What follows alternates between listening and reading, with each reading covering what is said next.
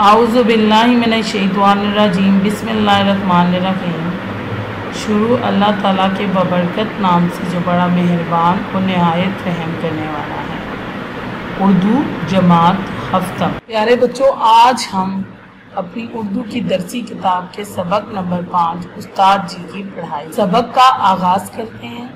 सब बच्चे अपनी अपनी पेंसिल हाथ में उठा लें और मुश्किल अल्फाज के मायने किताब पर तामीराती अहम अल्फाज। तामीराती तामीर करना, बनाना। तामीराती मतलब बच्चे जो काम अभी तामीर हो रहा हो, बन रहा हो। कैफियत हालत, कैफियत हालत। पेंशन, बच्चे पेंशन क्या होती है कि जो आपने काफ़ी अरसे तक गवर्नमेंट की मुलाजमत की होती है, जब आपकी मुलाजमत ख़त्म हो जाती है उसके बाद हुकूमत की तरफ से ये आप लोगों की तनख्वाह होती है जो कि आपको जब तक आप जिंदा हैं मिलती रहती है, उसे पेंशन कहते हैं। दबीज, दबीज का मतलब होता है मोटा या मजबूत। हड दर्मी जिद डिठाई, हड दर्मी जिद डिठाई। पढ़ने से पहले इल्म हासिल करना क्यों जरूरी है? इस कायनात का सबसे पहला मुअल्लिम कौन था?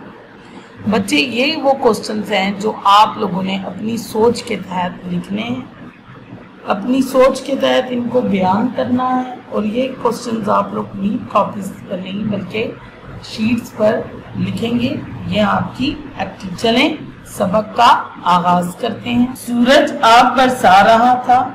लू, लू कहते हैं गर्म हवा के थपेड़ों से वकास को घबराहट का एहसास हो रहा था। यानी कि गर्म हवा चल रही थी और वकास को बहुत ज्यादा घबराहट हो रही थी। उसके होंठ खुश्क हो रहे थे। वो जुबान की मदद से बार बार अपने खुश्क होंठों को तर करने की कोशिश कर रहा था। ये एक सरकारी बैंक था। बच्चे, ये सरकारी बैंक का मंजर बता रहे हैं। इस बैंक की दूसरी मंजिल पर तामीराती काम जारी था। यानी कि ये इस बैंक की दूसरी मंजिल जो थी वो तामीर की जा रही थी, बनाई जा रही थी। वकास ईंटें ढोने पर मुकर्रर एक अदना मामूली सा मजदूर था। इस वक्त भी वो अपने सर पर ईंटों का बोझ लादे उठाए सीढ़ियों के जरिए से दूसरी मंजिल पर पहुंचने की कोशिश कर रहा था। इसका लिबास फटा पुराना था। पाँव में मौजूद जूतों के तलवों में सुराख थे, जिसकी वजह से रास्ते में बिखरी यानी कि पड़ी हुई कंकरियां छोटे छोटे पत्थर इसे तकलीफ दे रही थी। इतनी मुशक्कत मेहनत करने के बाद भी उसे बस इतनी ही उजरत कमाई मिल पाती थी कि वो रोजमर्रा जिंदगी में दाल दलिए यानी कि सिर्फ पेट भरने के लिए गुजारा कर सके। दाल दलिए के अलावा कोई दूसरा ख्वाब देखने के काबिल नहीं था। यानी कि वो कुछ और नहीं देख सकते। वो उल्लू के बैल की मानित की तरह एक ही जगह पर चक्कर लगा कर अपनी जिंदगी बर्बाद करने पर मजबूर। फेरा लगाने के बाद वकास नीचे आया और फिर ईंटों वाली घोड़ी के पास रुककर दम लेने लगा। जब ऊपर से फेरा लगाने के आया तो उसने क्या किया, वो जिस घोड़ी पर ईंटें लेकर जा रहा था उसके पास रुककर दम लेने लगा, यानी कि सांस लेने लगा। ऐसे में उसने देखा कि एक बुजुर्ग उसे ताड़ देख रहा है। एक लम्हे के लिए वो घबरा गया और सोचने लगा कहीं इंतजामिया का आदमी ना हो। मैं तो सांस लेने के लिए रुका हूँ कि मुझे काम चोर समझ के मजदूरी से ही ना हटवा दे। वो डर गया कि मैं तो यहाँ पर अपनी सांस लेने के लिए रुका हूँ, मुझे गर्मी लग रही थी, लेकिन ये ना हो कि ये कोई इंतजामिया का बंदा हो जिसके सपोर्ट ये सारा इंतजाम हो, जिसने देखना हो और ये फिर जाके मेरी शिकायत कर दे और मेरी मजदूरी ना कहीं खत्म हो। घबराहट और खौफ की कैफियत में वकास ने ईंटों की तरफ हाथ बढ़ाया और फिर अपने सर पर ईंटें उठाई दोबारा सीढ़ियों की तरफ बढ़ा। बुजुर्ग भी इसके कदम से कदम मिलाता हुआ बैंक के दरवाजे की तरफ बढ़ा। वकास ने सुकून का सांस लिया क्योंकि बुजुर्ग आदमी के हवाले से उसकी सोच गलत थी। वो बुजुर्ग तो रिटायरमेंट के बाद बैंक से अपनी पेंशन की मद में तनख्वाह लेने आया था। यानी कि वो तो बुजुर्ग आदमी अपनी तनख्वाह लेने आया था, रिटायर्ड मुलाजिम था, तो रिटायरमेंट के बाद अपनी पेंशन लेने के लिए आया था। लेकिन वो घबराहट के मारे परेशान हो गया था कि ये इंतजामिया का बंदा तो नहीं है। लेकिन उसको देख करके जब वो अपनी पेंशन के लिए बढ़ा तो वकास की घबराहट जो थी वो थोड़ी खत्म हो। वकास हाँफते हुए दूसरी मंजिल तक पहुंचा। जब वो लौटा तो हैरान रह गया। वकास हाँफते हुए यानी कि बहुत घबराहट में और इस तरह जल्दी जल्दी दूसरी मंजिल तक पहुंचा, लेकिन जब वो वापस आया तो बहुत हैरान हो गया। वो बुजुर्ग ईंटों के पास खड़ा उसका मुंतजिर था, इंतजार कर रहा था। इससे पहले कि वकास कुछ कहता वो बुजुर्ग खुद ही बोल पड़ा, अगर मैं शनाख्त में गलती नहीं कर रहा, शनाख्त पहचानने में गलती नहीं कर रहा, तो तुम्हारा नाम वकास है। वकास ने असबात में अपना सर हिलाया, असबात में इकरार में यानी कि हाँ करते हुए अपना सर हिलाया। बुजुर्ग ने बैंक के 20 शीशे के दरवाजे की तरफ इशारा किया और बोला, बुजुर्ग ने बैंक के 20 शीशे यानी कि मोटे शीशे, मजबूत शीशे की तरफ के दरवाजे की तरफ इशारा किया और बोला, क्या तुम जानते हो कि तुम्हारी जगह इस दरवाजे के दूसरी तरफ हो सकती थी, मगर तुम इस दरवाजे के इस तरफ इतनी शदीद गर्मी में धक्के खा रहे हो। ये बात कहने के बाद वो बुजुर्ग चल दिया। वकास कपा के रह गया यानी कि कांपता हुआ रह गया और कुछ सोचने पर मजबूर हो गया। वो इस बुजुर्ग को रोकने की हिम्मत भी नहीं कर पाया। अजीब सी बेचैनी बेकरारी ने उसे घेर लिया था। बाकी दिन उसने मजदूरी तो की, मगर वो इस बुजुर्ग के मुतल्लिक ही सोचता रहा। कौन था वो? पढ़ने के दौरान वकास कहाँ काम करता था? जमाने के धक्कों ने वकास को क्या समझाया? इस कहानी से आपने क्या सबक सीखा? बच्चे, ये तमाम सवालात के जवाब आपकी एक्टिविटी है जो कि आप लोगों ने खुद से लिखने हैं। चलें आगे बढ़ते हैं। शाम को छुट्टी के बाद वो जब घर वापस लौटा तो तब भी वो गहरी सोच में डूबा हुआ था। वो आराम करने के लिए बान की चारपाई पे लेट गया। कौन था वो? आखिर कौन था वो? उसकी सोच का मरकज बस यही एक सवाल था, यानी कि सोच सिर्फ उसकी एक ही इसी गिर्द घूम रही थी। यही सोच रहा था वो कि ये इंसान कौन था जो मुझे ऐसे कहेगा। अचानक फिर जैसे उसके जहन में एक जुगनू सा चमका। उसे गुजरा वक्त याद आ गया। माजी के वाकयात उसके पर्दा तसव्वुर पर चलने लगे, यानी कि अचानक से उसको अपना पिछला वक्त आ गया और उसके ख्यालात जो थे वो माजी की तरफ चलने लगे, यानी कि वो माजी को सोचने लगा।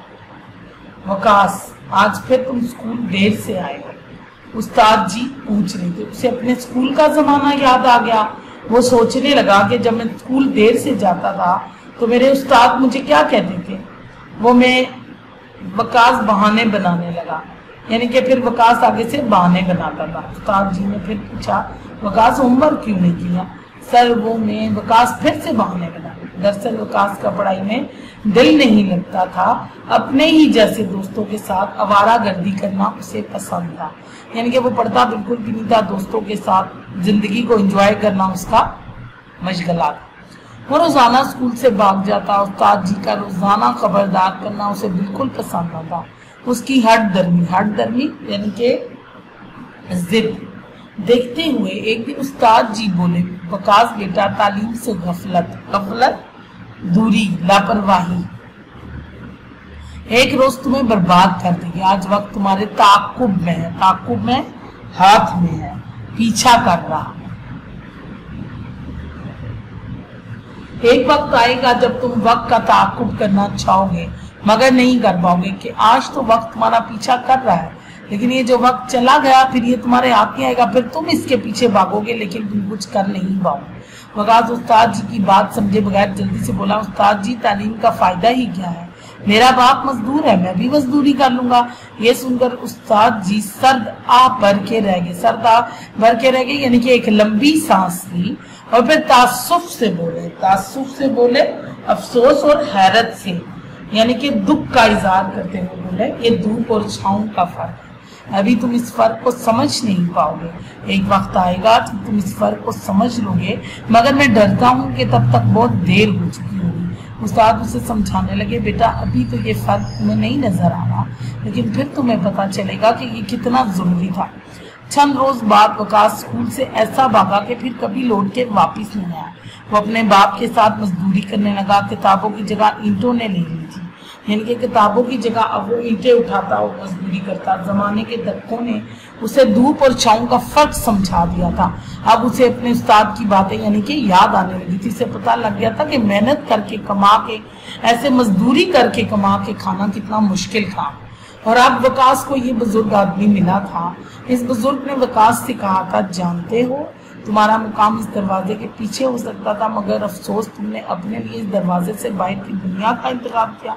अब उस्ताद साहब की बात वकास की समझ में आ गई थी। दरवाजे के पीछे तालीम याफ्ता लोग सुकून से बैठे कलम की मदद से अपना काम करते हैं और दरवाजे के बाहर उस जैसे कितने ही भगोड़े निकम्मे मेहनत मजदूरी करने पर मजबूर हैं।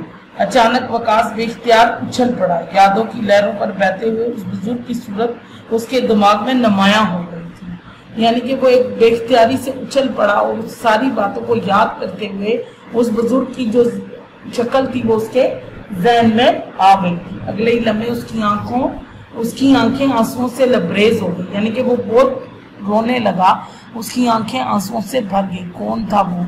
वकास को अपने सवाल का जवाब मिल चुका था। वो बुजुर्ग कोई और नहीं, उसके उस्ताद जी थे। उस्ताद जी का अंदेशा सच साबित हो चुका था और वकास ये बात समझने में बहुत देर कर चुका था। यानी कि उस्ताद जी जो उसको बहुत पहले बता चुके थे, उसे अब एहसास हुआ कि वाकई जो उन्होंने मुझे समझाया था वो कितनी सच्ची बात थी और काश के उस वक्त मैं पढ़ लेता तो आज मैं कामयाब हो जाता। और बच्चे आए मजीद जाने, अल्लाह ताला ने कुरान मजीद में भी नबी करीम को ये दुआ सिखाई, रब ज़िदनी इल्मा, ऐ मेरे रब मेरे इल्म में इजाफा फरमा। यानी कि इल्म ऐसी चीज है जिसे यानी कि आप इसे हर उम्र के हिस्से में सीख सकते हैं। आपको चाहिए कि आप मेहनत करें, क्योंकि मेहनत करके जो इंसान पढ़े लिखे इल्म हासिल करें ताकि आप किसी अच्छे मुकाम पर हों, आपको लोगों के आगे हाथ ना फैलाने पड़े, आपको किसी भी किस्म की मुताजी ना हो। इसलिए हमें भी चाहिए कि हम जो है वो तालीम हासिल करें। बच्चे तालीम याफ्ता जो लोग होते हैं ना, उनका दर्जा अनपढ़ों से बहुत बेहतर होता है। वो बेहतर मुकाम पर होते हैं, लोग उनकी इज्जत करती है। लेकिन जो लोग नहीं पढ़ते उनकी माशरे में कोई इज्जत नहीं है। उन्हें सिर्फ मजदूरी करके अपना सिर्फ पेट पाल सकते हैं, वो बाकी उनसे आसाइशें सब दूर हो जाती हैं। इसलिए हमें चाहिए कि हम पढ़े लिखें, मेहनत करें ताकि एक कामयाब इंसान बने, एक कामयाब माशरे का हिस्सा बन जाए। उम्मीद करती हूँ कि आपको ये सबक समझ आया होगा और आप भी कोशिश करेंगे कि दिल लगाकर पढ़ें ताकि किसी अच्छे मुकाम पर पहुँचें। शुक्रिया।